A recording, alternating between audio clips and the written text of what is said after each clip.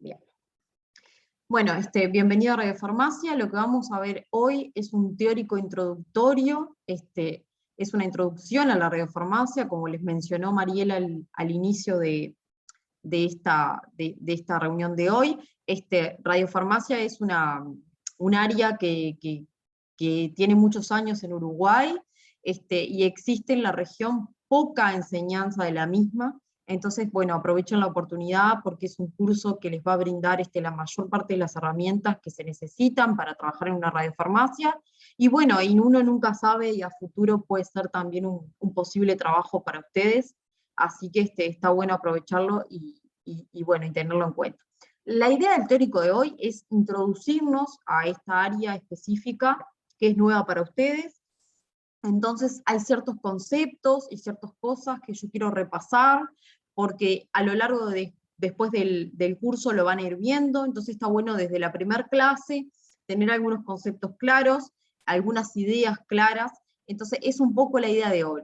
El pantallazo inicial que necesitan para comenzar este curso, y después, a medida que pasan los diferentes teóricos y también los diferentes prácticos, ustedes van a ir entrando en el mundo de lo que es la radiofarmacia en sí, de lo que es cada tipo de radionucleido más utilizado en Uruguay, de cómo es el tema de la marcación en sí y de la química en sí de cada tipo de radionucleido. ¿Tá? Entonces hoy es el pantallazo inicial, todas las cosas que ustedes necesitan saber para el resto de los teóricos. ¿Sí?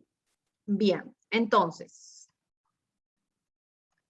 sin ir más lejos, ya lo vieron en fundamentos, pero necesito definir, obviamente, qué es un radionucleido, que ustedes saben muy bien, que es un átomo inestable que sufre una transformación, ¿tá?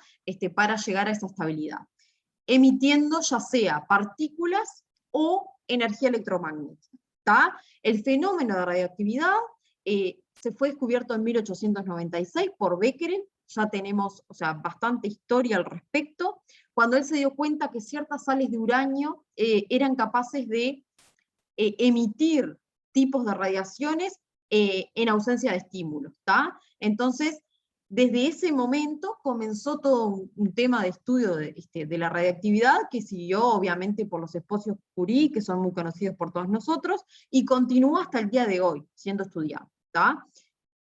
Sabemos que tenemos aproximadamente 120 elementos en la tabla periódica, pero que tenemos más de 3.000 radionucleidos, más de 3.000 nucleidos, ¿tá?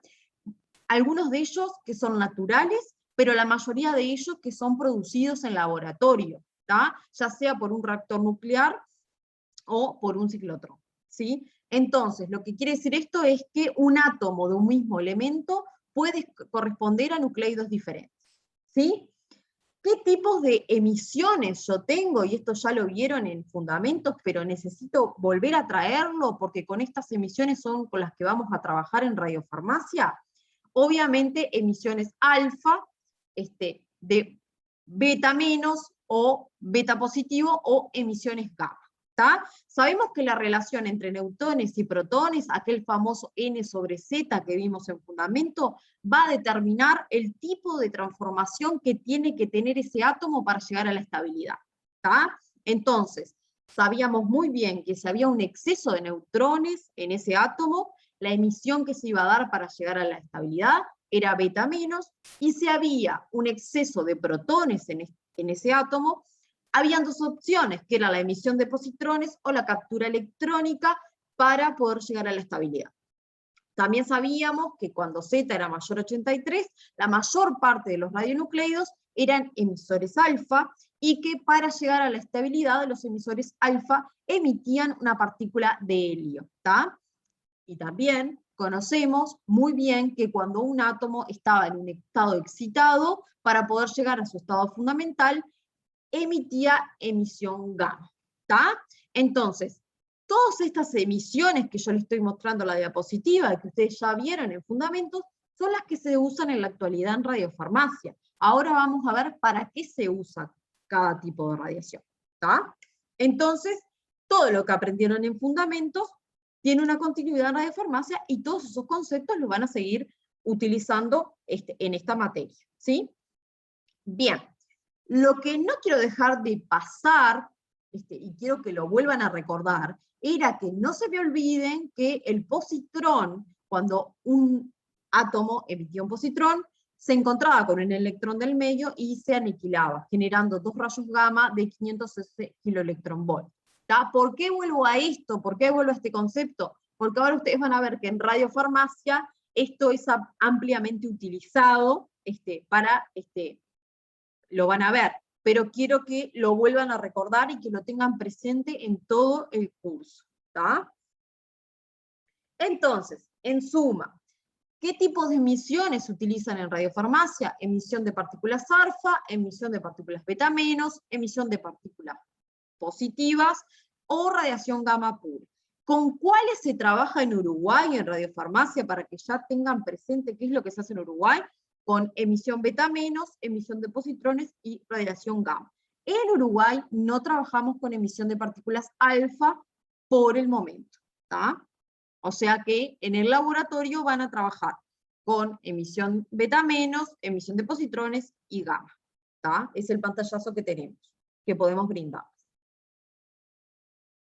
Bien, entonces tenemos que ir viendo algunos conceptos que hay que recordar. Sabemos que la exposición debido a una fuente radiactiva es inversamente proporcional al cuadrado de la distancia de la misma. ¿Tá?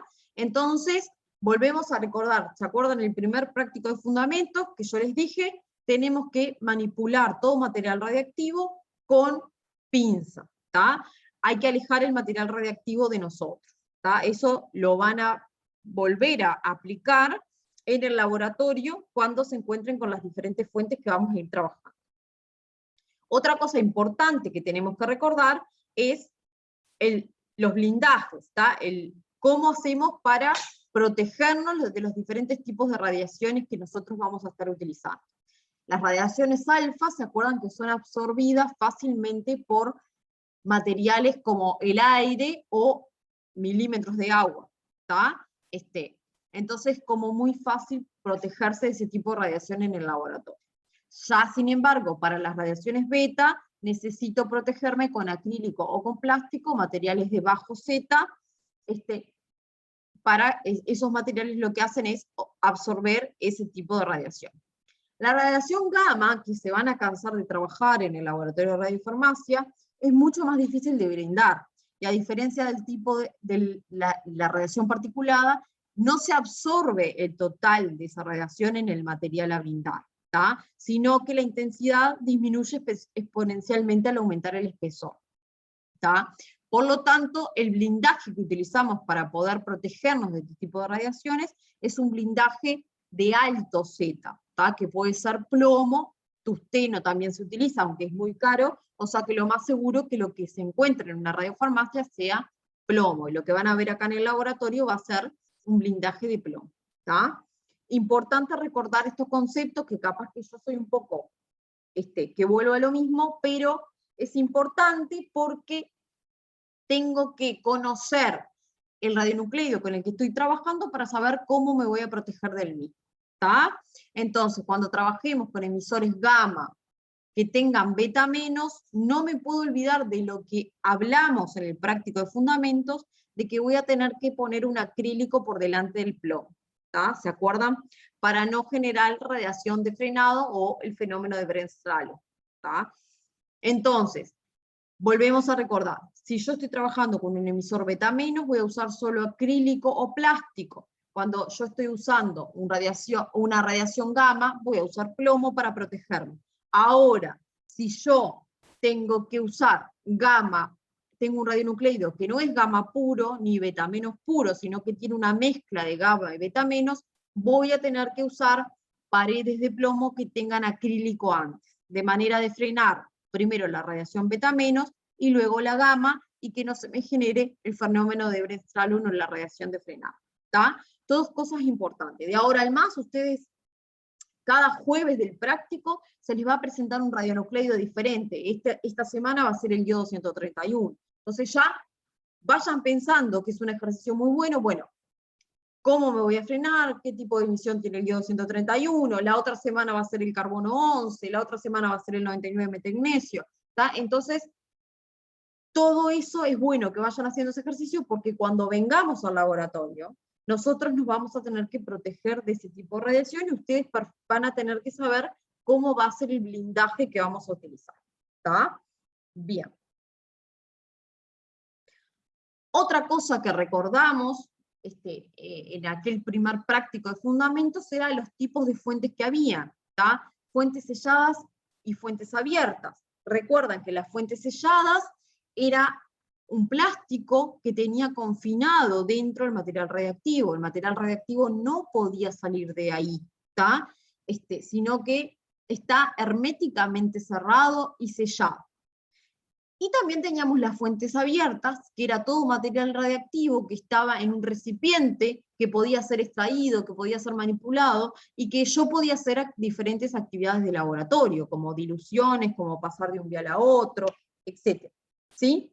Entonces, ¿qué riesgo tengo con un tipo de fuente y con la otra? ¿Qué consideran ustedes? La irradiación y la contaminación. ¿Con cuál fuente me puedo irradiar y con cuál me puedo contaminar? O con las dos. ¿Qué piensan ustedes que es lo que pasa? Si yo tengo una sellada y una abierta. Irradiar con las dos, ¿no? Contaminar capaz con la abierta. Contaminar con la abierta, me dice Belén. Excelente. Yo, con ambas fuentes, con la sellada y con la abierta, me puedo irradiar, ¿tá? Porque la irradiación se produce cuando yo estoy expuesta, ¿tá? A una radiación que está en el exterior del organismo, ¿tá? Ahora, con la fuente abierta tengo que tener más cuidado porque yo me puedo contaminar, ¿tá?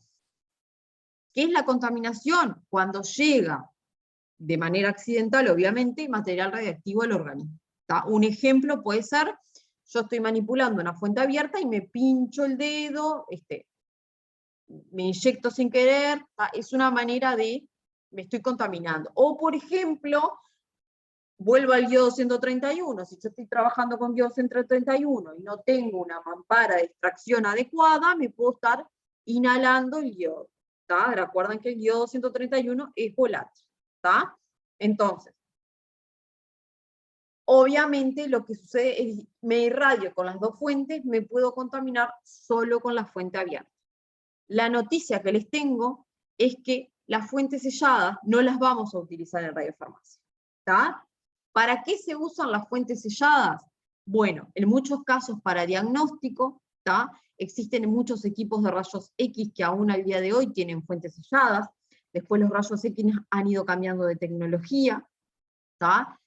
Para terapia, todo el mundo ha sentido nombrar la radioterapia externa, cuando un paciente tiene un tumor y le hacen una radioterapia externa, lo que hay es una fuente sellada que justamente lo que hace es emitir radiación hacia el tumor, ¿tá? Y la usamos en el laboratorio para calibración o verificación de equipos, ¿tá? Son como los usos más usuales de la fuente sellada. Pero las fuentes abiertas son las que vamos a utilizar a lo largo de este curso, porque son las que se utilizan en medicina nuclear y en radiofarmacia, que es lo que nos compete hoy a nosotros y en este hemisemestre. Entonces tengo que introducir qué es la medicina nuclear y obviamente qué es la radiofarmacia, qué son los radiofármacos, y vamos a ir entrando en todo ese mundo que es nuevo para ustedes, ¿tá? La medicina nuclear es una especialidad médica, ¿tá? Que usa radiaciones ionizantes. ¿Con qué fines? Tiene dos fines la medicina nuclear. Un fin diagnóstico o un fin terapéutico, ¿tá? Implica la administración de preparados radiactivos que se denominan radiofármacos y que de ahora en más van a ser nuestros mejores amigos hasta el final del curso, ¿tá?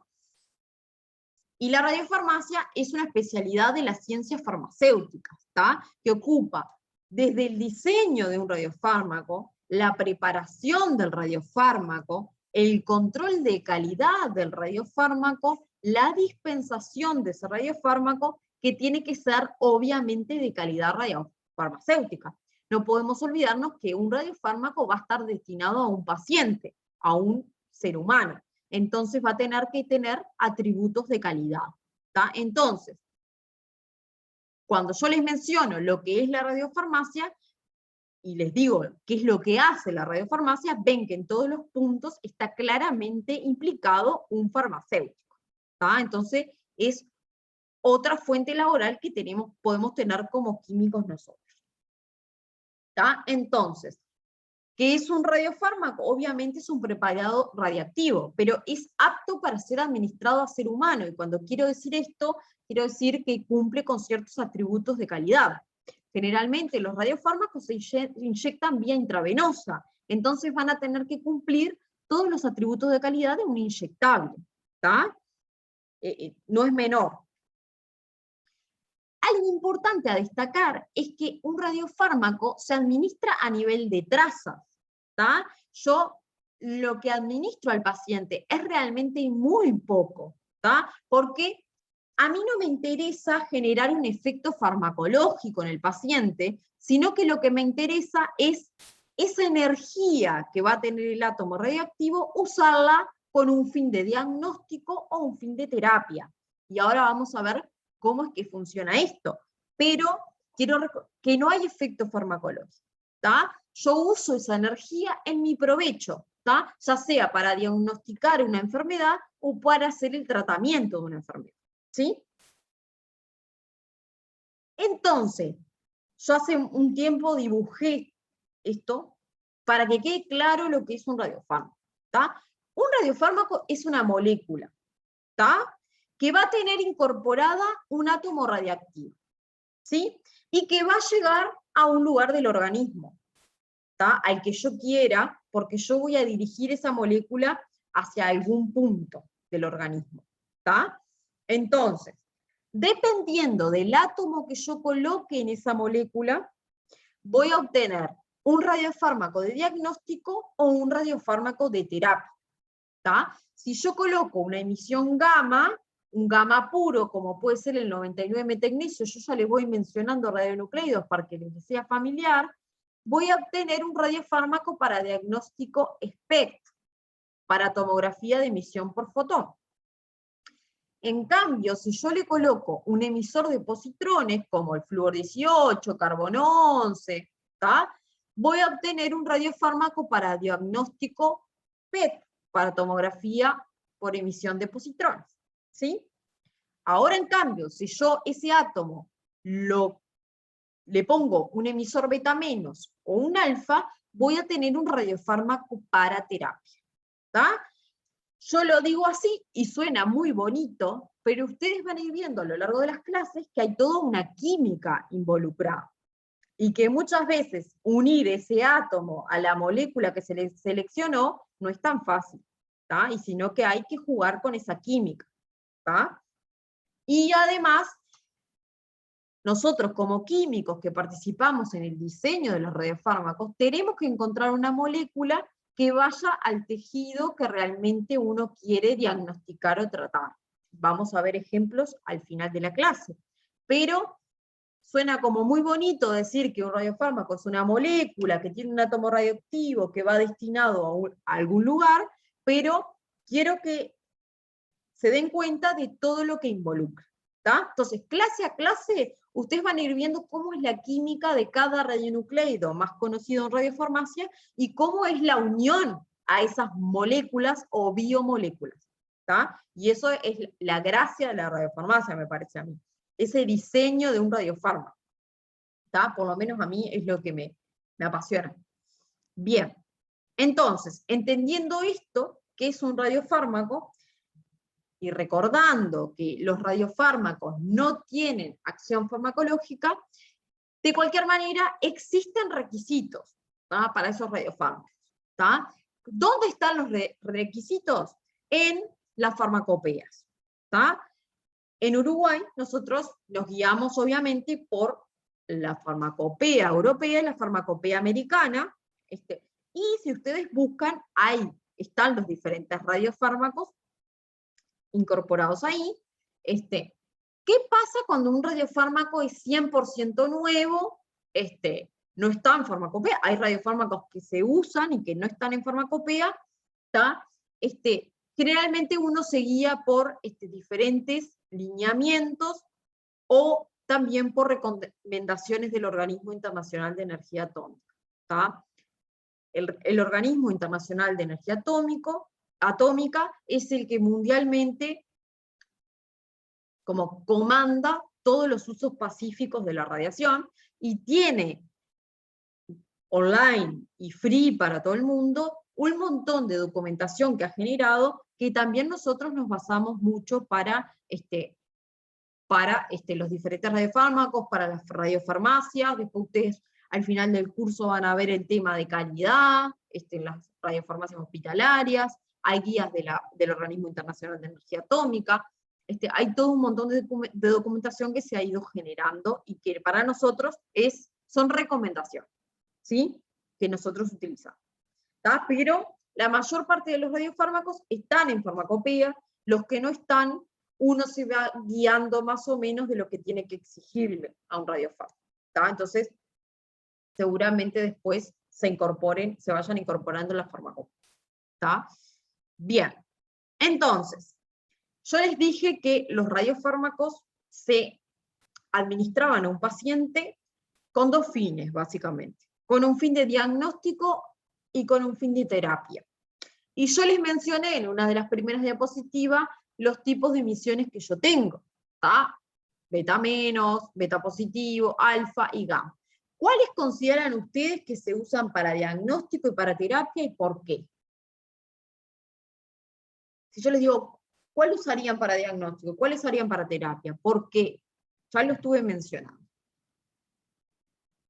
¿Qué se imaginan que es el diagnóstico? ¿Qué se imaginan que es la terapia en radiofarmacia?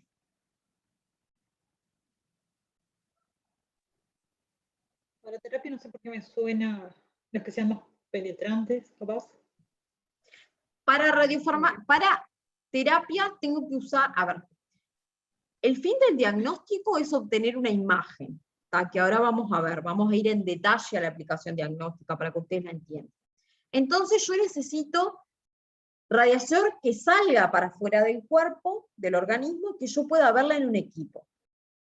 La única que puede salir es la radiación gamma.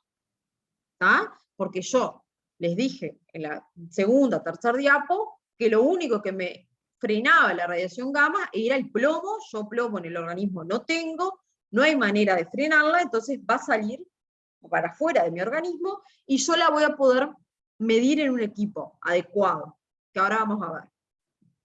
¿Tá? Cuando yo tengo un fin de terapia, ¿tá? A mí no me interesa que la radiación salga para afuera del organismo, porque yo no quiero ver ningún tipo de imagen. Simplemente yo quiero dar un radiofármaco que llegue a la célula que quiero matar y que ese radiofármaco con la radiación elimine la célula que yo seleccione. ¿Tá? Entonces, para diagnóstico voy a usar radiación de alto poder de penetración, como los emisores gamma puros o los emisores de positrones. Y recuerden la cuarta, quinta transparencia que yo le puse, lo de la aniquilación del positrón. ¿Tá? Los positrones terminan en rayos gamma, que yo los utilizo para diagnóstico. ¿Tá? En cambio, para terapia, yo voy a utilizar radiación de bajo poder de penetración que ingrese al organismo y destruya las células que yo selecciono. Y ahora lo vamos a ver en detalle. Pero lo que utilizo es emisión beta menos o emisión gamma. ¿Sí? Entonces, sin ir más lejos, vamos a contar cómo es la aplicación diagnóstica para que ustedes entiendan. ¿Tá? Los radiofármacos se preparan en el laboratorio. ¿Tá? Ustedes recuerdan que el radiofármaco tiene incorporado un átomo radiactivo, que obviamente va a decaer, que tiene un tiempo de semidesintegración. Entonces el trabajo del químico es preparar el radiofármaco en el laboratorio absolutamente todos los días que sea necesario. ¿Tá? Se hace el control de calidad del radiofármaco, ¿tá? Y luego de tener el ok, de que cumpla con todas las diferentes especificaciones de ese radiofármaco, se da al paciente por vía intravenosa generalmente. ¿Tá? Es la vía más común. ¿Tá? Nuestro trabajo llega hasta el control de calidad. Yo no inyecto nada. ¿Tá? Les digo por algo. ¿tá? Ya hay un técnico que está especializado en manipular la jeringa e inyectar a los diferentes pacientes. ¿Tá? Luego, lo que se hace es esperar que el radiofármaco se distribuya en el organismo y se mide externamente al paciente. ¿Tá? Se le hace una imagen. Siempre el diagnóstico termina en una imagen. ¿Tá? Esa imagen lo que me da, y es lo diferente que tiene la medicina nuclear al resto de las imágenes que ustedes puedan tener, es que me da una idea de cómo funciona el organismo. Las imágenes que se obtienen con la medicina nuclear son imágenes funcionales, y no quiero que se olviden de esto porque es fundamental para entenderlo. ¿Por qué? Porque yo estoy inyectando un radiofármaco, entonces la imagen que va a tener va a depender de cómo se absorbió, de cómo se distribuyó, de cómo se eliminó. ¿Tá? Me va a permitir estudiar el metabolismo, los procesos bioquímicos, ¿tá? Del organismo. Me está diciendo cómo funciona el organismo. ¿Tá? Me permite distinguir entre una fisiología anormal y una normal. ¿Tá? Y ahí están los médicos nucleares, que son los que estudian para eso, para obviamente leer las imágenes e interpretar qué es lo que está sucediendo. Pero la gracia de esta disciplina es el obtener justamente imágenes funcionales. ¿Está? Bien. ¿Te puedo hacer una consulta? Sí, por supuesto. Perdón. Yo ahí cuando vos lo preparás el radiofármaco en el laboratorio, ¿no? Y después Sí. vos decís, se le hace el control de calidad y después pasa a ser inyectado. Sí. El tema ese del control de calidad, ¿cómo, por los tiempos, cómo es en paralelo? Porque lo sacás, lo medís y lo inyectás, entonces entre que tenés los resultados, ¿cómo es ese tema ahí con los tiempos? O el laboratorio, ¿a dónde se envía para hacer? Porque donde se administra no es donde se analiza, o sea, todo eso, ¿cómo se maneja? Bien, te explico. Tenemos diferentes tipos de, diferentes radiofarmacias, eso un poco al final les voy a comentar, pero por ejemplo, para ir a ejemplos concretos, en CUDIM, por ejemplo, cuando se hace una producción de un radiofármaco, hay un área de control de calidad que está en el mismo lugar, entonces la persona que está en producción manda una pequeña muestra para el lugar de control de calidad, y ahí se hace el control de calidad. ¿Tá?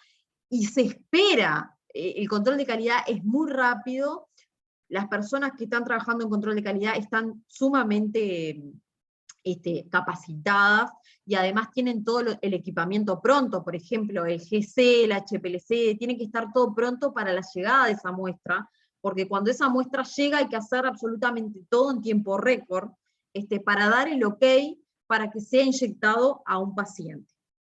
Hay uno de los controles de calidad que no puede ser realizado en el momento, que es el test de esterilidad.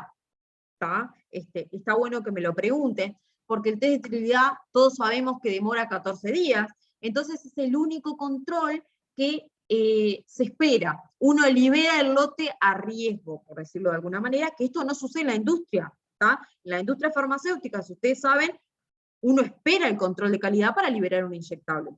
¿Tá? Entonces, van a ver que hay todo un tema de calidad, que nosotros tenemos que asegurar la calidad de los diferentes procesos, porque uno está liberando un lote a riesgo. ¿Tá? Entonces van a ver todo, que cada vez más se exige muchísima calidad para el radiofarmacia.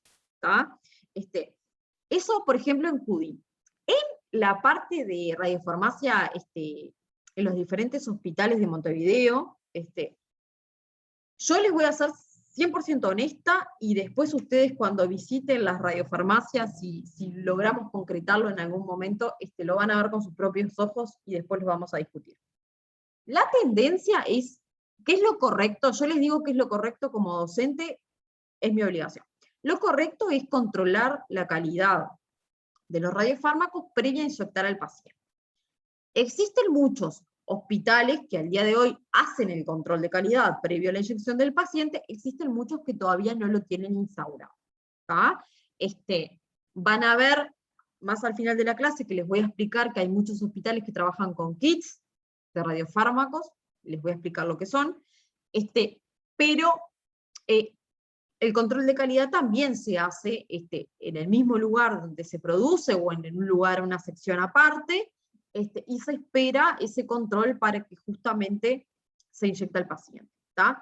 Hay radionucleidos que no hay ningún problema, porque por ejemplo el 99 metagnesio tiene 6 horas de tiempo de semidesintegración, entonces uno puede hacer el control de calidad tranquilamente, pero hay radionucleidos como los radionucleidos PET, como el carbono 11, que tiene 20 minutos de tiempo de semidesintegración, que yo tengo que obtener la síntesis del radiofármaco, el control de calidad, inyectar a los pacientes, ver algo en un tiempo récord de 40 minutos.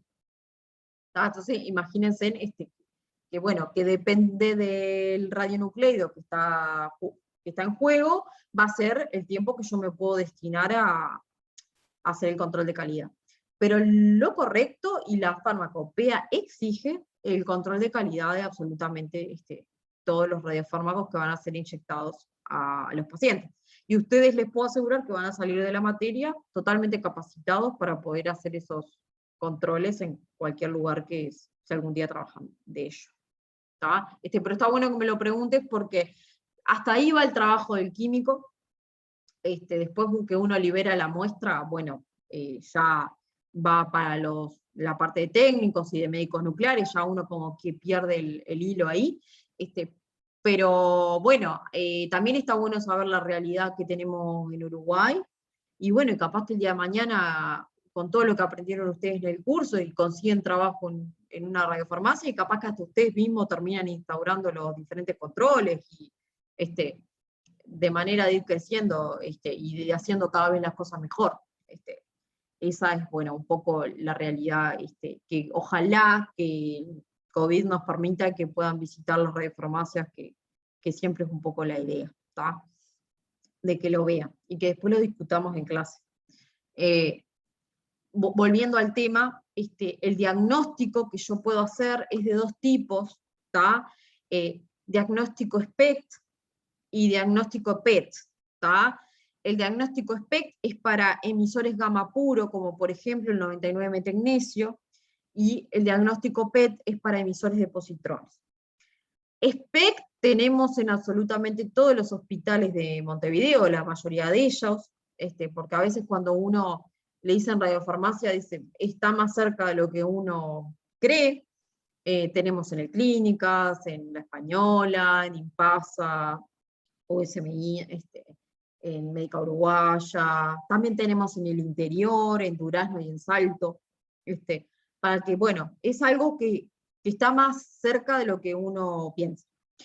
En cambio, las cámaras PET solo tenemos en el CUDIM por el momento, ¿tá? Es el único lugar del país que tiene el equipamiento para hacer imágenes PET, ¿tá?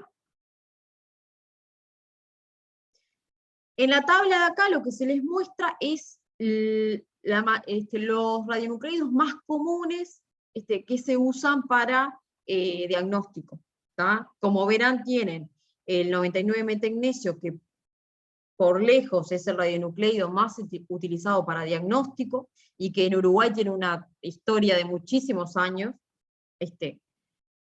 pero también tienen el 131 iodo, que se usa para terapia, pero en alguna ocasión muy especial se podría usar para algún tipo de diagnóstico, pero muy rara vez, ¿tá?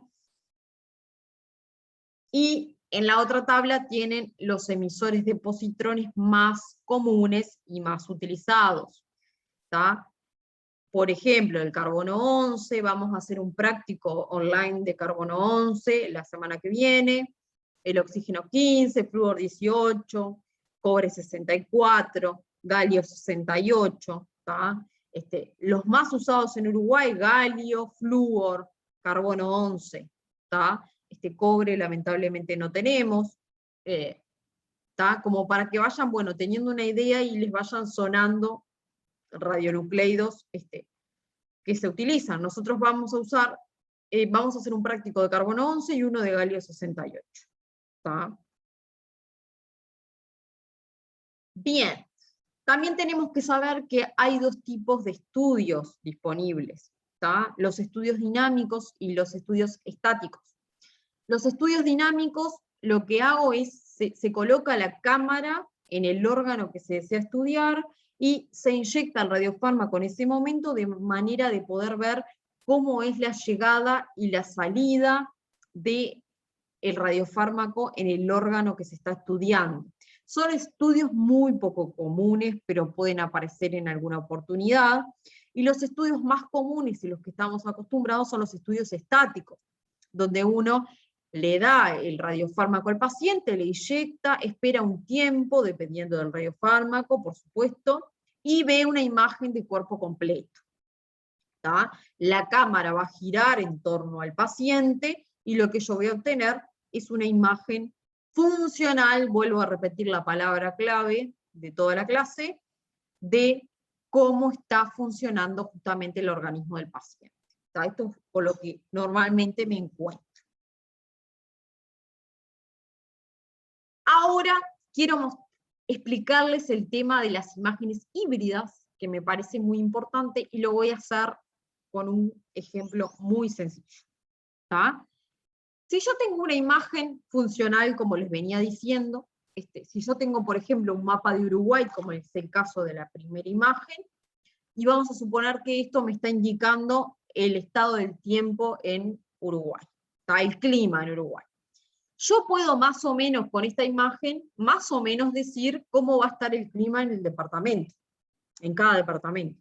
Obviamente va a ser un más o menos porque yo no veo los límites en este mapa, entonces va a ser una idea aproximada. Yo soy de Florida, nací ahí, y entonces puedo más o menos decirles, bueno, cómo va a estar en Florida, pero va a ser una idea aproximada. Sin embargo, si a mí me presentan este mapa, que tiene los límites, yo puedo perfectamente darles la información de lo que va a suceder en cada departamento. ¿Sí? Fácilmente les puedo decir cómo va a estar el clima en Florida o en el lugar que ustedes me pregunten. ¿Tá? Entonces, con las imágenes obtenidas con radiofármacos sucede lo mismo. Yo si tengo una imagen, acá tienen, en la imagen tienen una imagen que es una tomografía computada, la imagen obtenida con el radiofármaco, en este caso SPECT, y la fusión. Yo con la imagen SPECT, la obtenida con el radiofármaco, puedo decirles dónde hay algo que está funcionando mal, vamos a suponer. Vamos a suponer que esto que estoy mostrando acá es un tumor de un paciente. Yo puedo decirles, bueno, el paciente tiene un tumor yo creo que es cerca de tal vértebra, ¿tá? Pero no puedo decirles la localización exacta de ese tumor, ¿tá? En cambio, si yo hago una tomografía computada, voy a obtener la imagen anatómica. Con el SPECT o el PET voy a obtener la imagen funcional, y con la tomografía computada voy a obtener la imagen anatómica. Entonces, generalmente, lo que se hace a los pacientes es justamente los dos estudios en simultáneo. Uno primero y otro después, pero en la misma posición del paciente, de manera de poder juntar esas imágenes, tener justamente imágenes híbridas, y en una misma imagen tener los datos funcionales y anatómicos. Entonces, por ejemplo, el médico podría decir perfectamente, el paciente tiene un tumor al lado de la vértebra, tal, ¿tá? Entonces puedo dar una información completa, ¿tá? Hay muchos casos, y cada vez mejoran más el equipamiento de radiofarmacia, que yo tengo SPECT o PET unido a tomografía computada, pero últimamente también puede haber SPECT o PET unido a resonancia magnética. ¿Tá? Entonces, la imagen híbrida me permite tener la imagen funcional y anatómica del paciente en el mismo instante, de manera de poder dar un mejor informe de lo que está sucediendo en el paciente. ¿Tá? ¿Quedó claro esto? Con el SPECT o el PET, yo solo sé el funcionamiento. ¿Tá?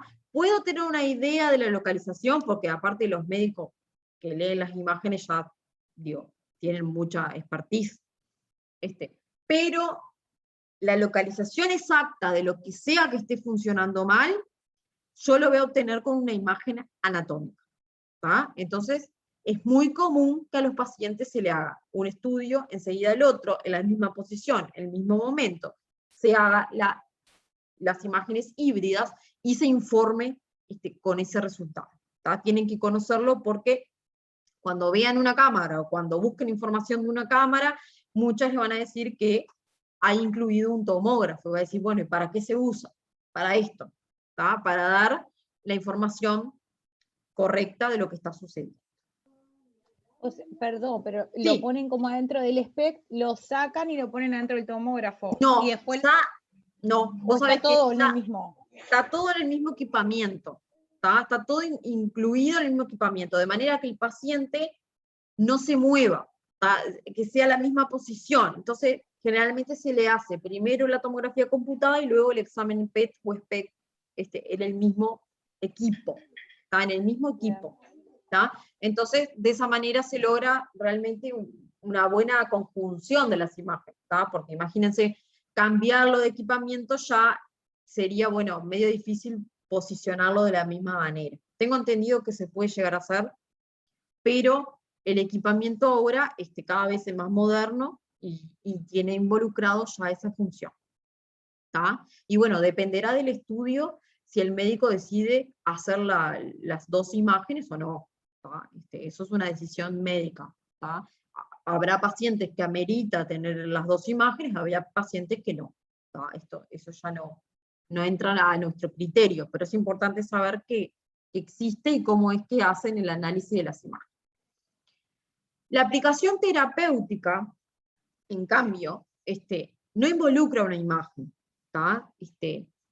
Recuerdan que yo les dije, emisión beta menos o alfa, el funcionamiento es el mismo. Yo tengo que preparar el radiofármaco en el laboratorio y controlarle la calidad al radiofármaco, hasta ahí viene el trabajo nuestro. Luego, ese radiofármaco se va a inyectar al paciente, generalmente por vía intravenosa, y el radiofármaco se va a acumular selectivamente en las células tumorales que yo voy a decidir eliminar. ¿Tá? Voy a volver a lo mismo. Recuerden que el radiofármaco es una molécula que está dirigida hacia cierto lugar. ¿Tá? Entonces, por ejemplo, si yo estoy tratando células de cáncer de mama, yo voy a tener que encontrar una molécula que solo esté expresada en las células de cáncer de mama, de manera de poder dirigir ese radiofármaco selectivamente solo hacia las células malignas y que no se acumulen las células que son normales. ¿Tá? Y bueno, obviamente cuando llega el radiofármaco, gracias a la radiación o al átomo radioactivo que tiene incorporado en su estructura, permite obviamente eliminar las células circundantes. ¿Tá? El objetivo es la destrucción de las células, ¿tá? Por acción de la radiación. ¿Cuál es la ventaja de la terapia en medicina nuclear? Que no es necesario conocer la localización exacta del tumor o de todos los tumores. ¿Tá? Ustedes saben muy bien que en muchos tipos de cáncer existen metástasis de los diferentes tumores, entonces lo que me permite inyectar un radiofármaco que, como está dirigido hacia esas células tumorales, va a ir hacia todos los lugares que encuentre ese tipo de células. ¿Tá? Y a veces yo puedo localizar algún tipo de tumor, pero a veces puedo obviar alguno, y la terapia igual me lo va a estar encontrando. ¿Tá? Entonces es muy útil para el tratamiento, obviamente, del cáncer multifocal o metastásico. ¿Tá? Otra ventaja es que yo maximizo la dosis al tumor porque estoy dirigiendo ese radiofármaco hacia el tumor o hacia las células tumorales, y voy a minimizar la irradiación hacia otros tejidos. ¿Tá? Hacia otros tejidos normales, ¿verdad? ¿Tá? En la tabla que les presento a continuación, lo que les estoy resumiendo es las distintas características que tienen las emisiones alfa o beta menos para poder ser utilizadas como radionucleidos para radiofármacos de terapia. ¿Tá? Ustedes ven que dependiendo de la energía, el rango, ¿tá?, en el que actúan estas partículas es diferente. ¿Tá? Es diferente. ¿Tá? Entonces, un radionucleido utilizado para terapia debe emitir radiaciones particulares que tienen longitudes de recorrido relativamente cortas, depositando la energía en un pequeño volumen de células, ¿tá? De manera de preservar los tejidos circundantes que son normales y que por ende no son objetivo de la terapia, ¿tá? Bien.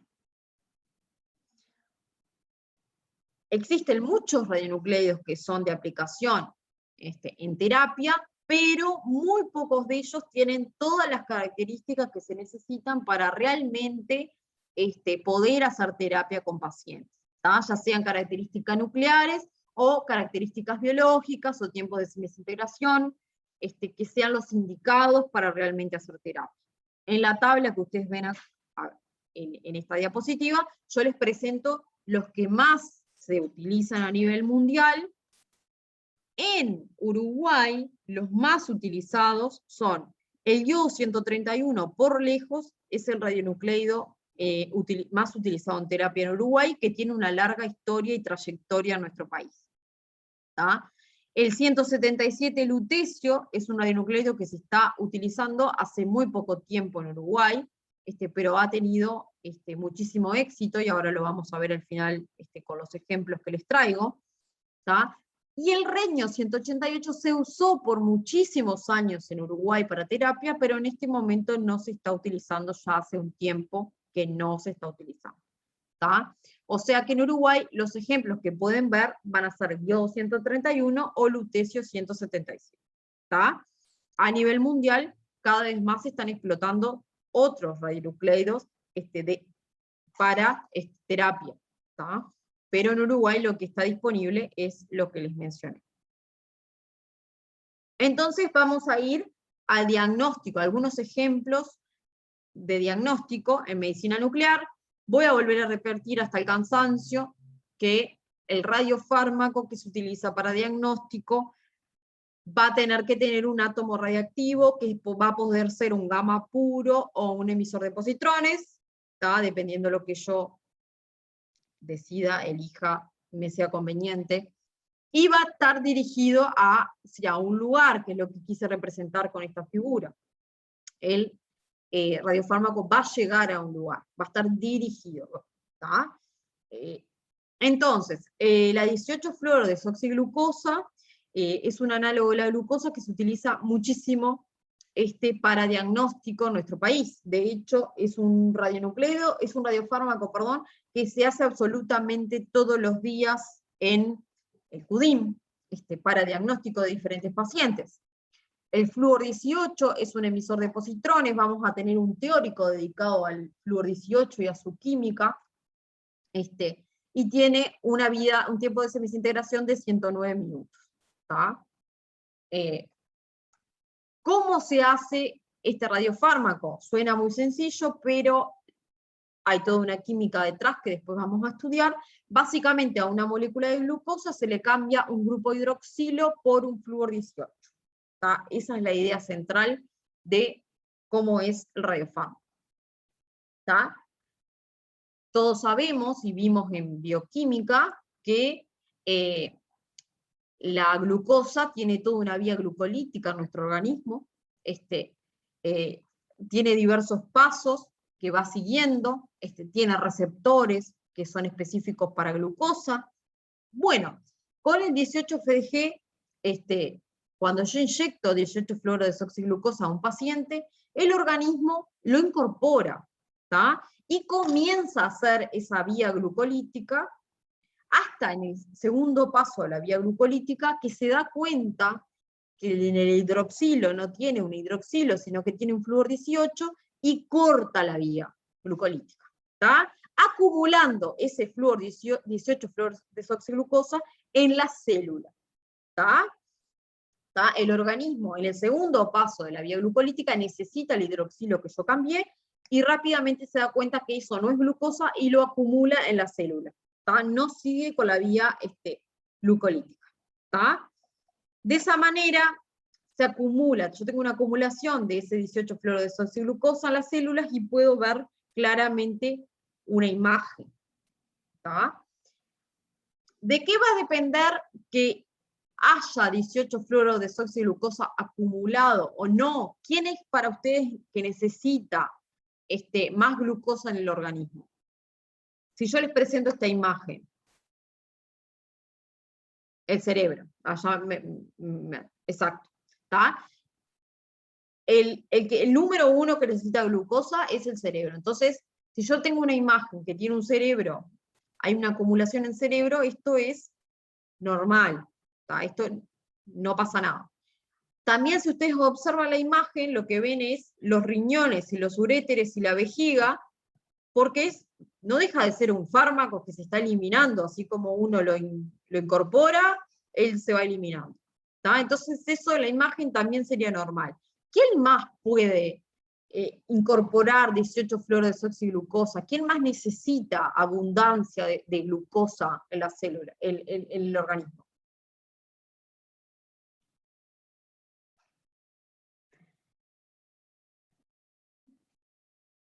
¿Quién se les ocurre? ¿Quién necesita mucha glucosa? El cerebro, tenemos que pensar y tenemos que hacer un montón de funciones. ¿Quién más? Los tumores, las células tumorales. Las células tumorales tienen un crecimiento exacerbado y necesitan, por ende, muchísima glucosa para ese crecimiento, para la división, para la multiplicación.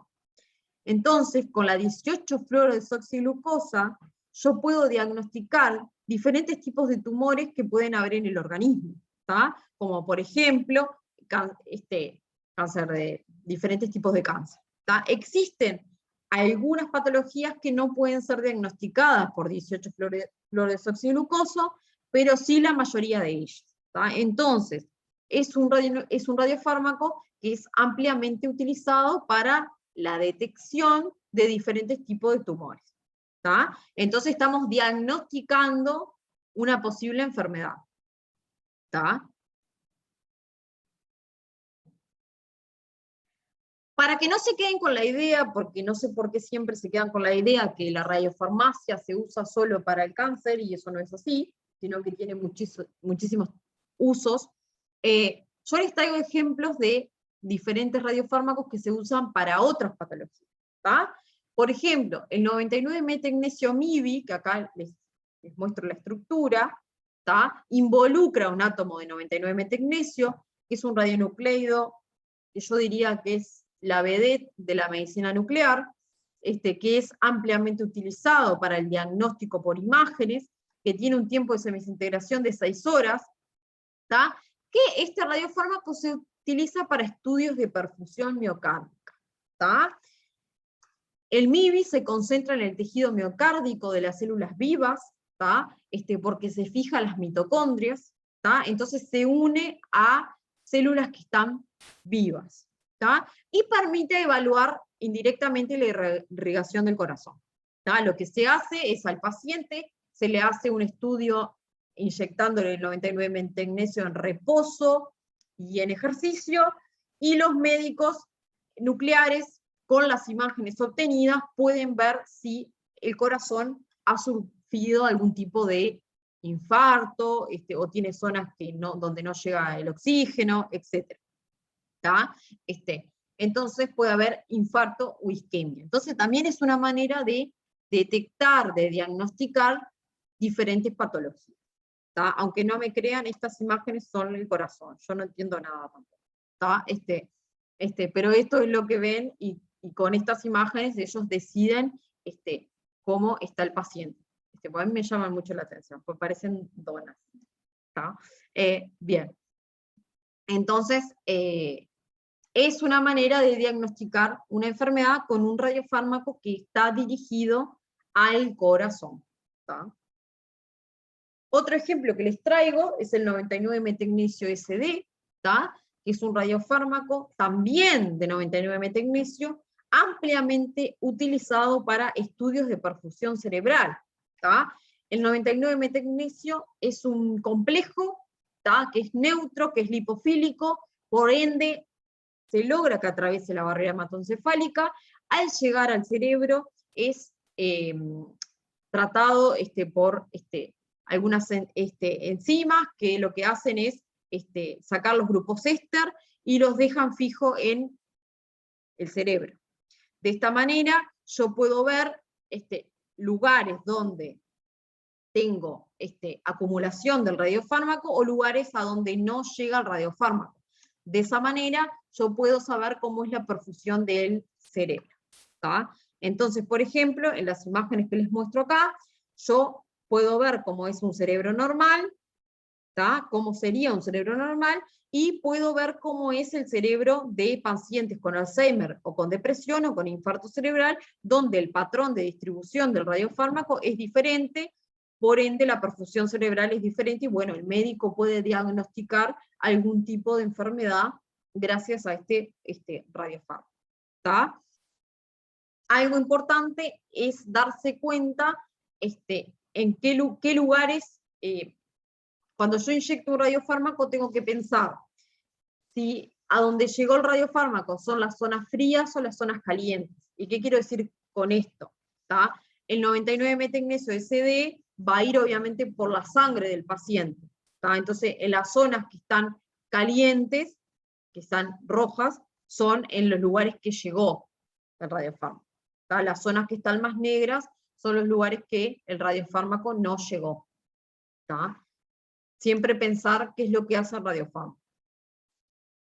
Entonces, bueno, esos son ejemplos de diagnóstico que se hacen en nuestro país, que son normales, que se hacen prácticamente todos los días en la clínica, o sea, que nada, que se hacen muy frecuentemente.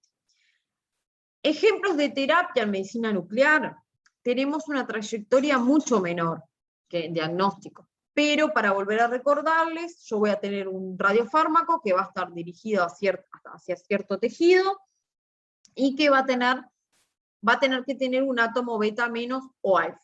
¿Tá? Yo ya les adelanté que nosotros no trabajamos con emisores alfa en Uruguay por el momento, o sea que los ejemplos que les traigo a la clase obviamente van a ser emisores beta menos. ¿Tá? El ejemplo clásico que cualquier libro les va a mencionar va a ser el del uso del iodo 131, que vamos a tener el práctico el jueves. ¿Tá? Pero básicamente el iodo 131 es un emisor beta menos, que también tiene gamas, tiene emisores gamas, tiene un tiempo de semidesintegración de 8 días. ¿Tá? ¿Para qué se usa el iodo 131? Para el tratamiento de enfermedades tiroideas, ya sea enfermedades malignas, como puede ser cáncer de tiroides, o enfermedades benignas, como puede ser el hipertiroidismo. ¿Tá? ¿Por qué el iodo 131 se acumula en tiroides mayoritariamente y por qué permite eliminar las células tiroideas? Porque hay que pensar en la tiroides en sí.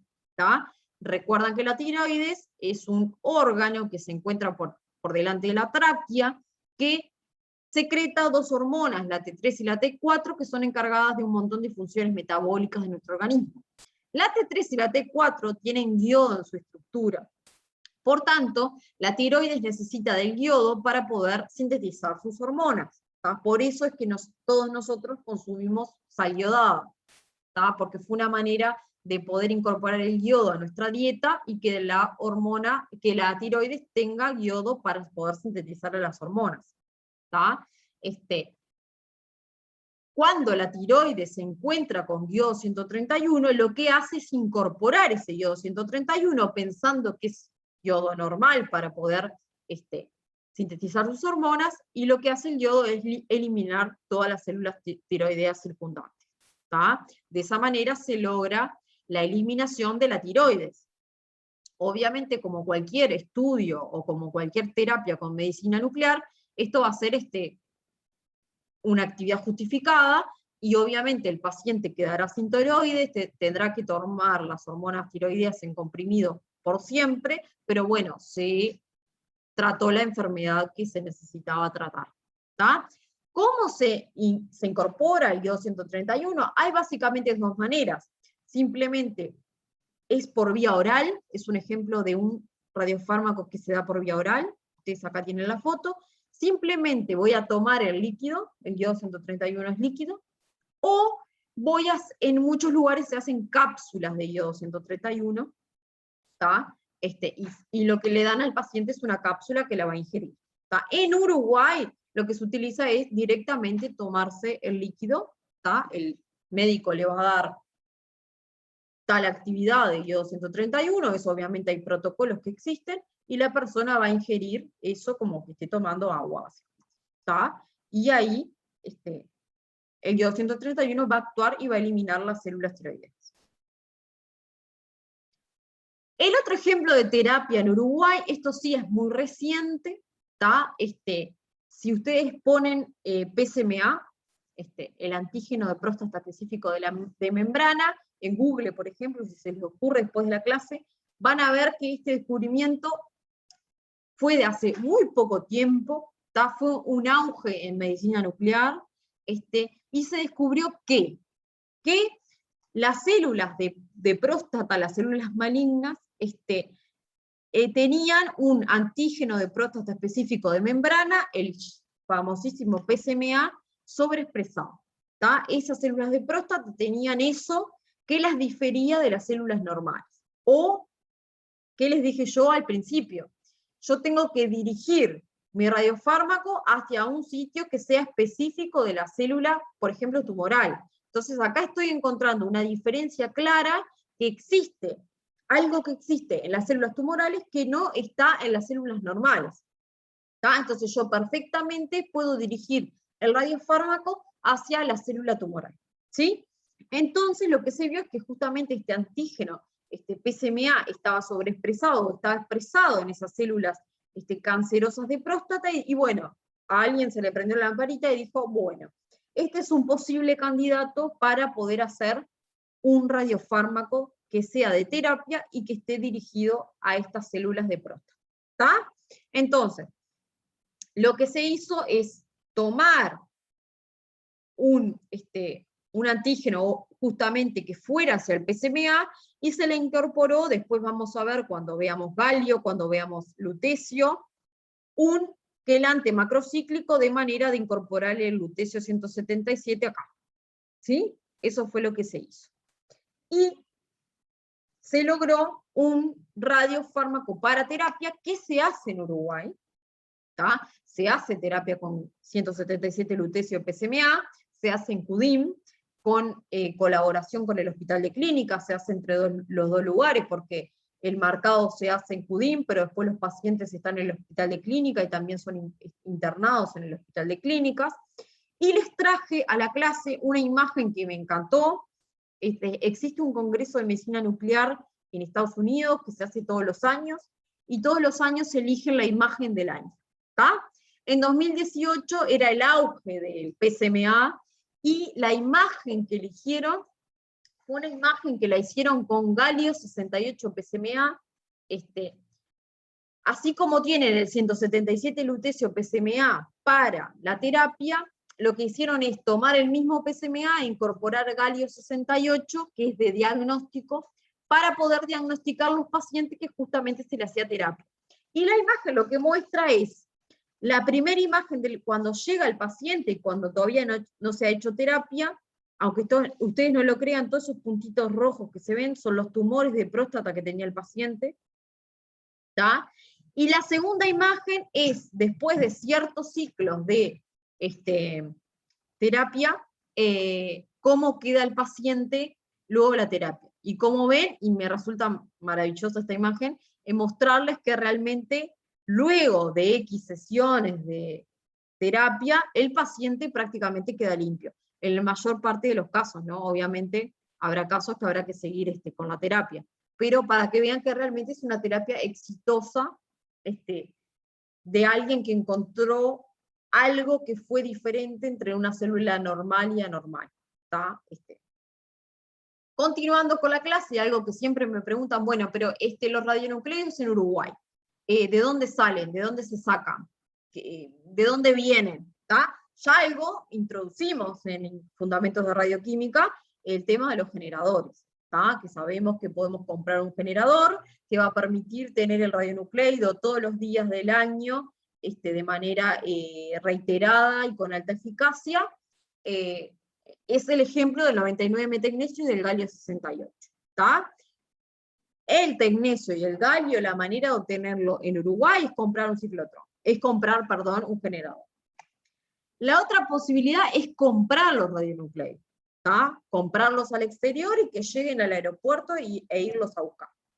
Es el ejemplo del iodo-131 y el lutecio-177, que son producidos en reactores nucleares en diferentes países del mundo. Nosotros no tenemos reactor nuclear en Uruguay, y que por ende tenemos que comprarlos así como están, y llegan al Uruguay, ¿tá? Tengan en cuenta que el iodo-131 tiene 8 días de tiempo de semidesintegración, y el lutecio-177 tiene unos 7 días. Entonces, ven que es posible comprarlo y esperar a que llegue a Uruguay para poder usarlo, ¿tá? La otra posibilidad es el ciclotrón, ¿tá? Que tenemos disponible en el Centro Uruguayo de Imagenología Molecular, que es el único que hay en el país, y que a partir de 2010 permitió tener en Uruguay emisores de positrones producidos por ciclotrón, porque quiero aclararles que el galio 68 es un emisor de positrón, pero lo obtengo por generador, ¿tá? O sea que el único emisor de positrón que había en el país hasta 2010 era el galio 68. Luego con CUDIN se amplió el espectro de emisores de positrones que tenemos disponibles, y son las 3 maneras que hoy en Uruguay tenemos de acceder a radionucleidos para, por supuesto, la producción de radiofármacos. El ciclotrón en CUDIN se está produciendo flúor 18, carbono 11, oxígeno 15. Cuando demos el práctico de carbono 11 vamos a entrar más en detalle. El ciclotrón también en el teórico, ¿tá? Es un acelerador básicamente de partículas que interactúa con blancos generando una reacción nuclear. Van a haber reacciones nucleares, también van a tener un teórico específico de eso, y dan lugar a un radionucleido, ¿tá? Lo que se produce es una reacción nuclear. Para que tengan una idea, ya lo estuve mencionando, medicina nuclear en Uruguay hay 9 centros de medicina nuclear y un centro PET. El centro PET que tenemos es CUDIN, y tenemos 8 centros de medicina nuclear en la capital y 2 en el interior. ¿En qué lugares hay medicina nuclear en el interior? En Durazno y en Salto. El resto está todo en Montevideo, ¿tá? Bien.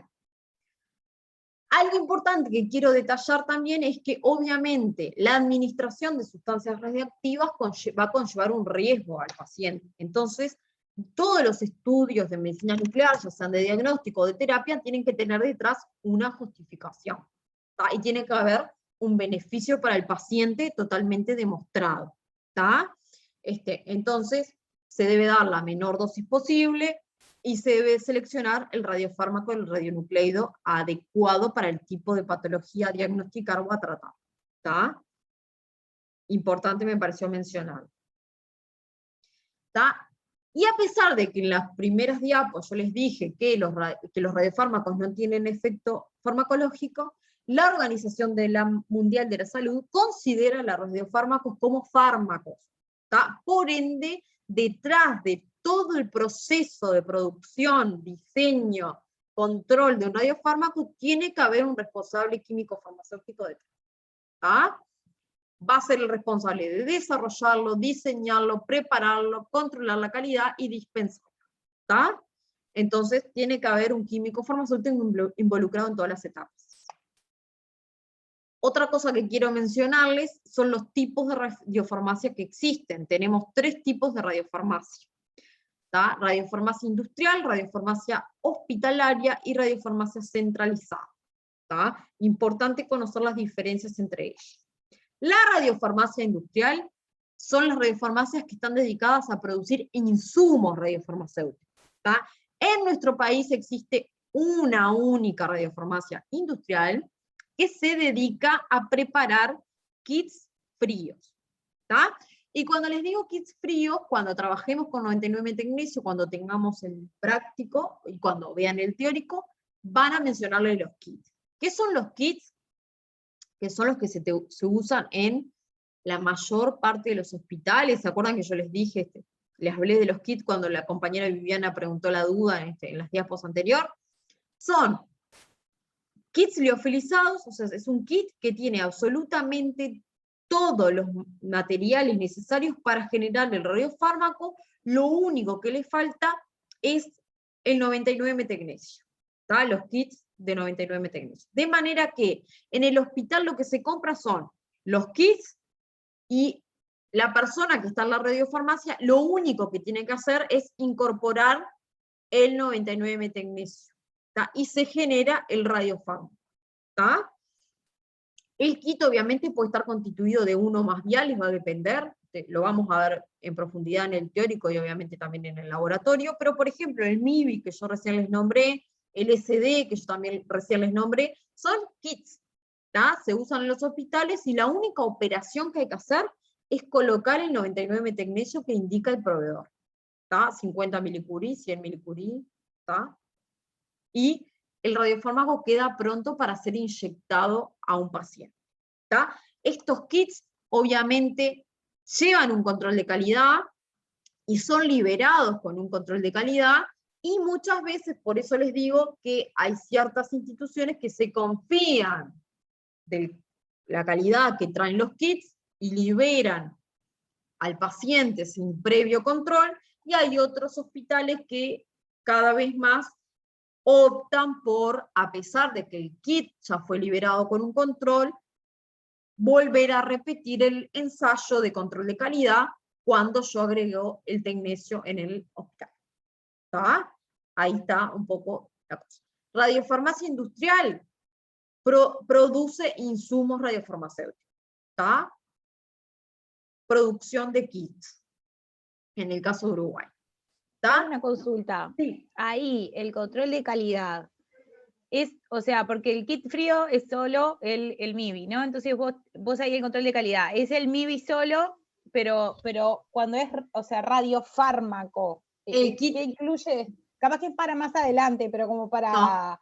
El Yo control sabés del que kit generalmente lo que incluye es hacer la marcación. Vos tenés que hacer el radiofármaco y controlar cómo queda el radiofármaco con ese kit, ¿tá? El kit lleva un control que es obviamente de esterilidad y de apirogenicidad, porque va a terminar en un paciente que va a ser inyectado, pero también lleva un control radiofarmacéutico. Uno tiene eso que solo. incorporar... Claro, esterilidad solo el frasquito estéril con el kit frío. Eso. Y además lleva también control con la marcación y el radiofármaco completo. Por supuesto. ¿Tá? Y ahí ellos liberan los lotes a mercado, ¿tá? Con esos controles.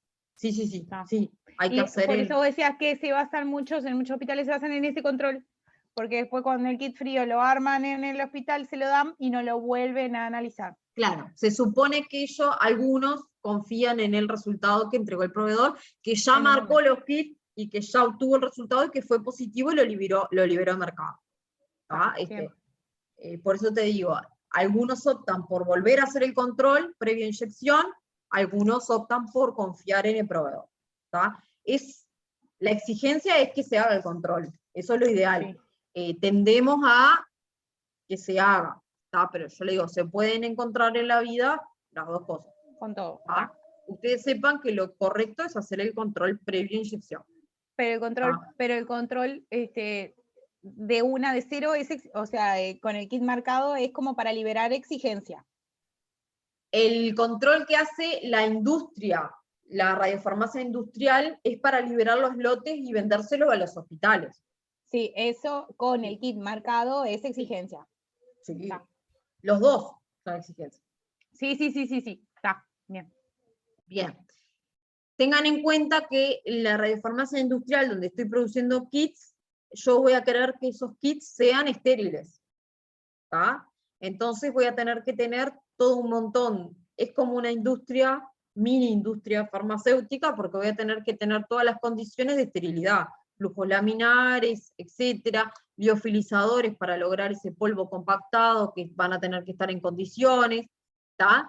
Entonces, bueno, hay todo un montón de cosas de calidad que tienen que tener la radiofarmacia industrial. Ya les digo, en Uruguay hay un solo ejemplo.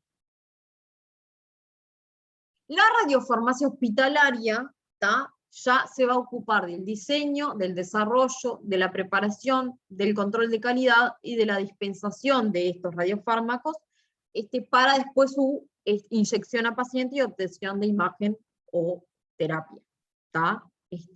Entonces, la radiofarmacia hospitalaria puede ser, y acá les quiero como hacer como un hincapié, puede ser simplemente reconstituir un kit, como es el caso de la mayor parte de los hospitales de Montevideo, o hacer una síntesis, una producción, una marcación, como puede llegar a ser QDIM, donde yo hago una producción en sí misma de un radiofármaco.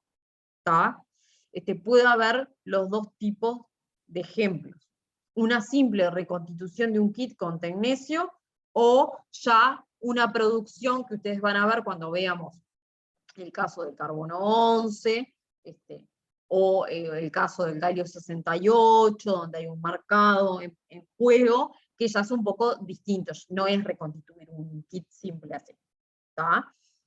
Obviamente después la radiofarmacia hospitalaria va a hacer el control de calidad, o queremos que lo haga, del producto marcado o del radiofármaco, y va a dispensarlo para que sea inyectado al paciente. La radiofarmacia hospitalaria llega hasta el momento que dispensó ese radiofármaco para que sea inyectado.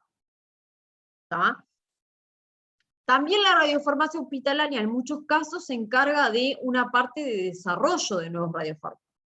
Como yo les venía diciendo, así como surgió el PSMA hace unos años y fue un boom, existen muchas personas que están encargadas de desarrollar nuevos radiofármacos. Hay un avance a nivel mundial muy grande en cuanto a radiofarmacia, y se han marcado diferentes tipos de moléculas, como moléculas pequeñas, como puede ser la glucosa. Hay toda una parte de péptidos que también se marca para diferentes tipos de enfermedades. Está muy de auge el tema de anticuerpos, y también de nanopartículas. Pero lo que quiero mostrarles con esta diapositiva es que existe toda una parte de desarrollo y un montón de gente trabajando en el desarrollo de nuevos radiofármacos, que no es algo estático, sino que es algo que va a generar nuevos radiofármacos a futuro. Así como la industria farmacéutica también tiene su parte de desarrollo, la radiofarmacia también tiene su parte de desarrollo, y generalmente está instaurada en las radiofarmacias hospitalarias. Y para dar un breve esquema de cómo se desarrolla un radiofármaco, que es parte de lo que hacemos acá en la cátedra de radioquímica, nuestra parte de investigación, lo primero que uno tiene que conocer es cómo es la enfermedad. Vamos a suponer, yo para mi doctorado en química que estoy haciendo, trabajo con cáncer de mama.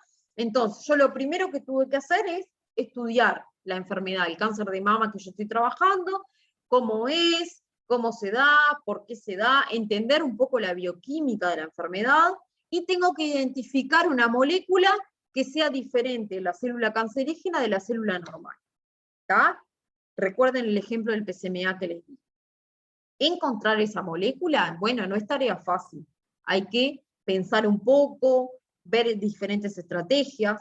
La mala noticia es que cuando uno encuentra la molécula que desea, generalmente, obviamente, no está disponible comercialmente lo que uno se imaginó. Entonces tiene que hacer síntesis orgánica, como ustedes vieron en las diferentes orgánicas, para obtener esa molécula. O sea que radiofarmacia también tiene una parte de síntesis orgánica muy fuerte.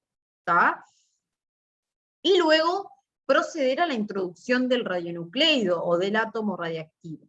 Cuando yo lo digo introducción del átomo radiactivo o del radionucleido, suena como muy fácil, que es lo que nosotros conocemos como la reacción de marcación, pero a lo largo del hemisemestre ustedes van a ir viendo que, bueno, cada radionucleido tiene como su química, y bueno, esa marcación no es tan sencillo como yo lo nombro o como yo quisiera. Hay toda una química involucrada importante, fuerte, detrás de esto.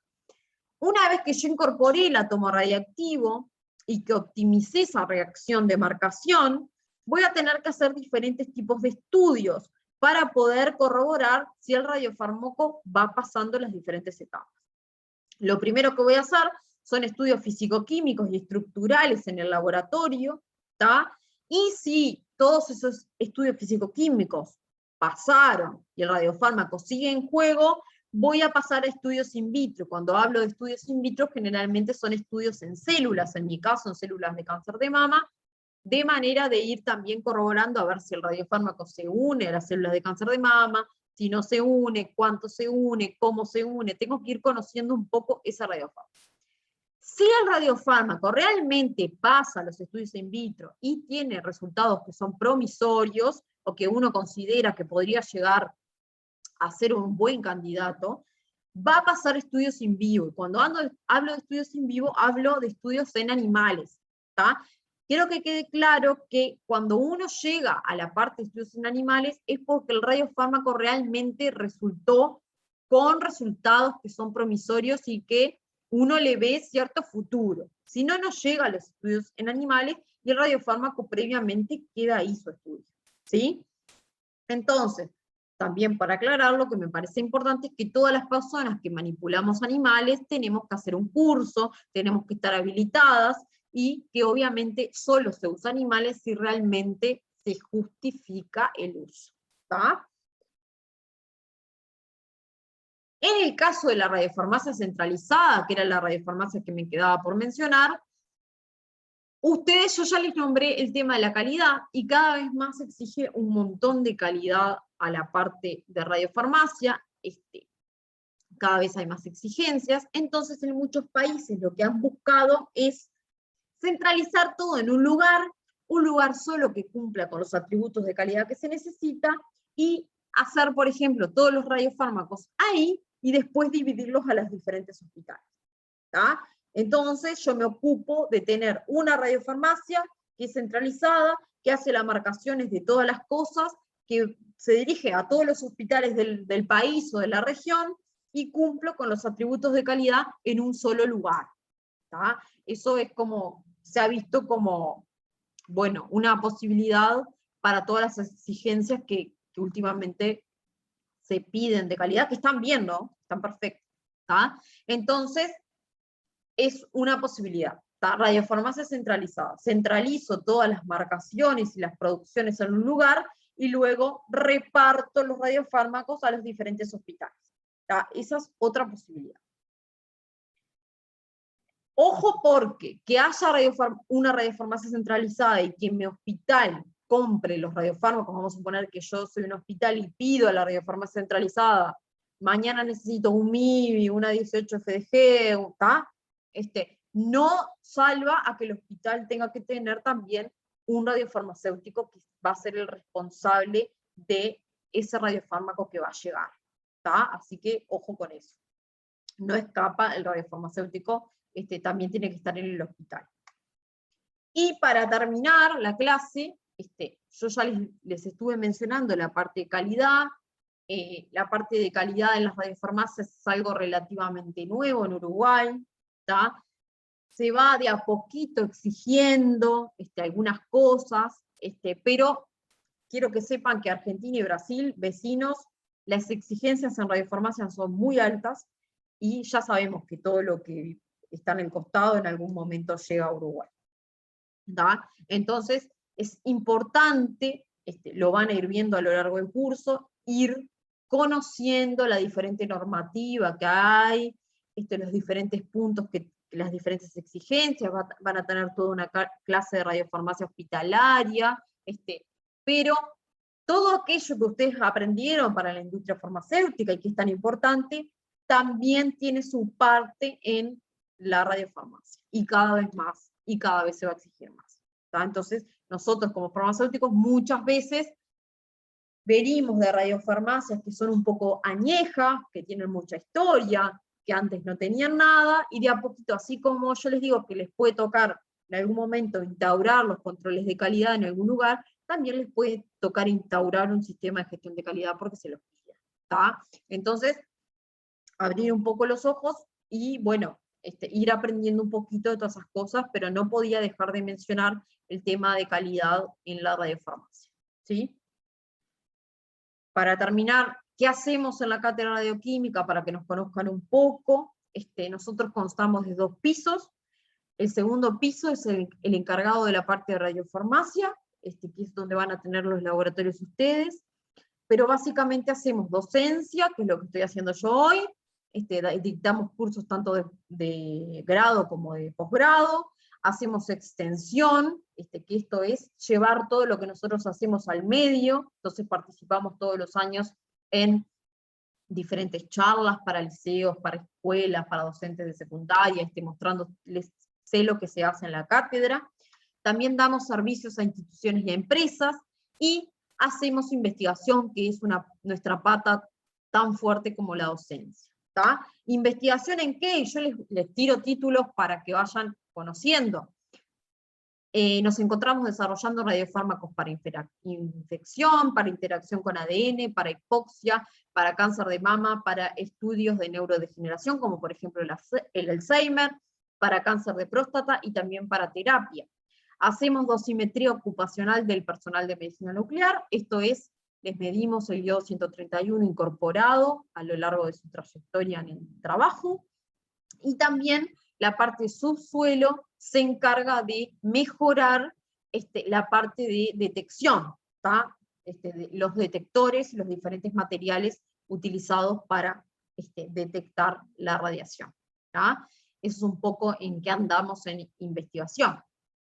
Y bueno, con esto termino el teórico, les agradezco mucho que estén ahí presentes, les queda mi mail, cualquier duda o lo levan al foro, me mandan el mail y bueno, bienvenidos a Radiofarmacia, estoy segura que les va a encantar la materia, tanto como a mí me gusta, y bueno, nos vamos a estar viendo los diferentes teóricos y en los diferentes prácticos a lo largo del año, del semestre.